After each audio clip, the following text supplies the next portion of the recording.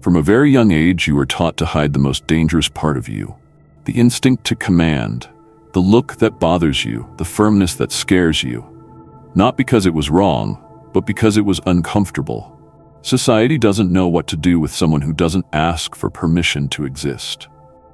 And so it begins its silent, methodical, invisible work. A mental engineering disguised as education, which weakens your most powerful expression and trains you to fit in. The first brainwashing doesn't happen in a sect or in a dark basement. It happens in a colorful classroom with a maternal smile saying, "So-and-so, lower your voice. It's not nice to want to draw attention." The first scar is made, and it repeats itself with infinite variations. If you express an opinion with conviction, you are arrogant. If you impose yourself in the face of injustice, you are aggressive. If you don't want to follow the crowd, you are problematic. The programming is strengthened with perverse rewards. They praise docility, feigned humility, blind obedience. Those who shout are corrected. Those who give in are applauded. The result? An army of adults trained to be afraid of taking up space. And the most tragic thing? Many feel good about being harmless. They confuse passivity with maturity. They call being discreet what is in fact a fear of existing. Albert Bandura, a psychologist who revolutionized the study of social learning, demonstrated that human behavior is not shaped only by direct rewards, but by observation and imitation. A child who sees a rebellious classmate being punished learns that daring is expensive. A child who sees a flatterer being promoted learns that falsehood pays off. Without realizing it, he or she starts recording. Don't show too much, don't want too much, don't talk too much, don't shine too much. This is where the social fear of being great is born. And the curious thing is that this conditioning is sold as a virtue. The culture of being humble is not a lesson in wisdom. It is a social antivirus against people who have natural power. The media exalts the nice guy, the one who doesn't cause trouble. But they never tell you what happens to the ones who are too quiet, too obedient, too invisible. They disappear. They are the names no one remembers, the invitations no one sends, the leaders who never get there. And do you know why? Because they were molded to be socially secure and completely irrelevant. This behavioral sabotage doesn't just come from school or the media. It is refined in the most dangerous field of all, the family. Often, the fear of parents is passed on as an inheritance. Parents who were humiliated for standing out raise their children to avoid taking risks. Love becomes control. Care becomes castration. And the child grows up learning that being accepted is more important than being authentic. The price of this? A lifetime of asking for permission to be who they are. But there is a sordid paradox here.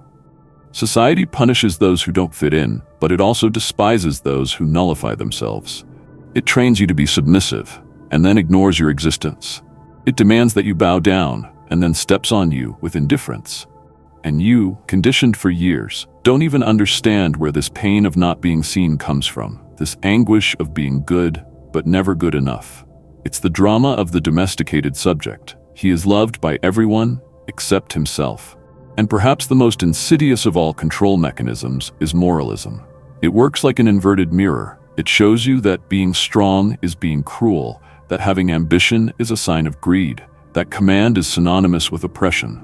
Popular philosophy sells the image of the good guy, as if being harmless were the ultimate virtue. But as Machiavelli would say, he who tries to be good all the time is doomed to ruin among the countless who are not. Herein lies the brutal contradiction. Society exalts kindness, but rewards cunning. And it is in this theater of hypocritical virtues that brainwashing reaches its climax. You start to blame yourself for wanting more. You sabotage yourself every time you're about to stand out. And worse, you start to admire those who dominate, while hating yourself for not being able to do the same. This is where you need to wake up, because the system does not fear the ignorant. It fears the conscious, the one who understands the script and decides to rewrite his own role. And that is exactly what we are going to do now. Because once you see the code, you can no longer pretend you didn't see it. You were programmed to hide. Now you will learn to reprogram yourself to dominate. Once you see the code, the next step is simple, but brutal. Uninstall everything they put inside you. And no, this isn't done with motivational phrases or post-its on the mirror. Deprogramming requires confrontation. It's surgery without anesthesia. Because we're not just talking about changing behaviors, we're talking about dissolving identities that you believed were yours, but that were implanted to keep you controllable. The first rule is this: if something about you is praised a lot, be suspicious. Society doesn't exalt behaviors that threaten the status quo. What it applauds, generally, is what keeps it in control. You've been trained to smile too much, justify yourself too much, hesitate too much. This isn't a coincidence. It's a method. And if you want to regain your social power, you're going to have to kill this conditioned character you call me. But how do you reprogram social behavior? Start by deliberately exposing yourself to what you fear most: judgment. Training yourself to withstand dirty looks is like strengthening a muscle, and the more you expose yourself to the discomfort of being seen, the more natural it becomes to be noticed. Start with small gestures. Say hello firmly. Make eye contact for a second longer than expected. Maintain your posture even when you are being ignored. This is not theater. It is reverse conditioning. And here comes one of the most powerful tools of social genius: nonverbal self-assertion. Before language comes presence. High-impact people do not ask for space. They impose it naturally. The body speaks before the mouth. Shoulders aligned, gaze firm, breathing controlled. This is not aesthetics, it is behavioral neurology. Neuroscience studies show that expansive postures increase testosterone production and reduce cortisol, directly impacting your self-confidence and clarity of thought. The body language you project even changes your internal state. You do not pretend to be strong, you become it. Now, to access a new level of mastery, you need to develop the art of emotional calibration. Here, you stop just imposing yourself and start mapping the other. The social genius doesn't dominate with force, he dominates with precision. He senses the emotional frequencies around him like a radar. He knows when to step up, when to back off, when to mirror. And mirroring isn't imitation, it's attunement. It's adjusting to the rhythm, the tone, the gesture, to dissolve unconscious resistance. It's a subtle dance where the other person feels like they're in control, even when they're not. This technique is used by CIA negotiators, by professional seducers, by leaders who command rooms without raising their voices. They don't have to be the most talkative, they have to be the most calibrated. And this level of mastery comes from observing, from understanding that each person operates with a different emotional script.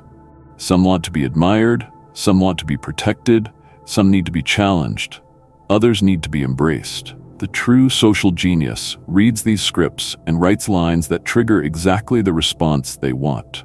This is where we begin to understand the power of strategic deception.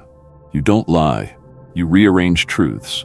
You don't manipulate, you lead. Just as an architect organizes space to guide the flow of people, a social genius organizes the energy of interaction to guide the flow of emotions. This is not coldness, it is emotional engineering. And there is a powerful theory that explains this. Neuronal mirroring. Scientists have discovered that our brains activate the same areas when we observe other people's behaviors, as if we were doing what they do. In other words, the energy you project is literally absorbed by the other person, as if it were their own. And this explains why some people make us uneasy, while others hypnotize us without saying a word. This is the phenomenon that charismatic leaders master to perfection. They modulate their own energy to induce specific feelings in others. They don't say, "Trust me." They make you feel like you can trust them. This skill is cultivated, refined, trained, and it starts with a fundamental principle. Don't try to be interesting. Become interested. The focus shifts from, "I want to be accepted," to, "I want to understand how this person works." This is the leap from social immaturity to mature influence. But here a provocative contradiction emerges. The more you study other people's emotions, the more you understand that everyone deep down wants the same thing: to feel relevant. The shy, the arrogant, the insecure, the narcissistic, they all want to feel important. And those who provide this feeling without seeming artificial become magnetic. This is the real game of social power. It is not about dominating with force. It is about making the other person feel seen, validated, and paradoxically inferior. Not because you diminish them, but because your clarity makes them realize how lost they are. The social genius does not confront. They reveal. And by revealing, they redefine the rules of interaction without having to fight for them. Daniel Goleman, in his work on emotional intelligence, already warned, social skills are not just about sympathy, but about knowing how to create a lasting emotional impression. And impressing someone emotionally requires not that you be theatrical, but that you be lucid. Here, the reprogramming reaches the final stage. You stop reacting to the emotions of others and start generating emotions in others.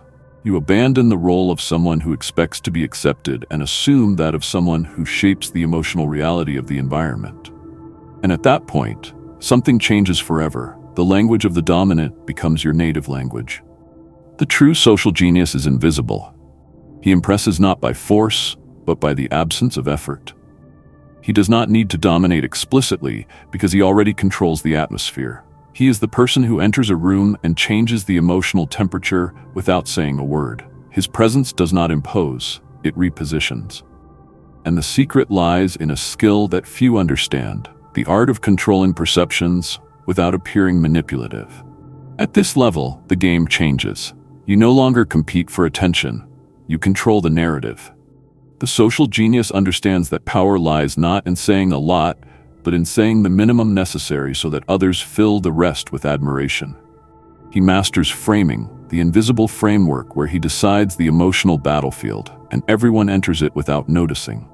Obama did this masterfully, not through eloquence, but through cadence, through the surgical use of silence, through the ability to make others feel seen, and at the same time small in the face of the implicit greatness of what he represented. It is this paradox that confuses and enchants. He seems accessible, but is unattainable. He is there, but he is above. And this phenomenon has a brutally effective root. The social genius does not want to be the center. He wants to make the other feel like the center, and still emerge as the axis of every interaction. This is what we Machiavellianly call transfer of brilliance. You lend light to the other, but never extinguish yours. You allow him to shine within the stage you have set up.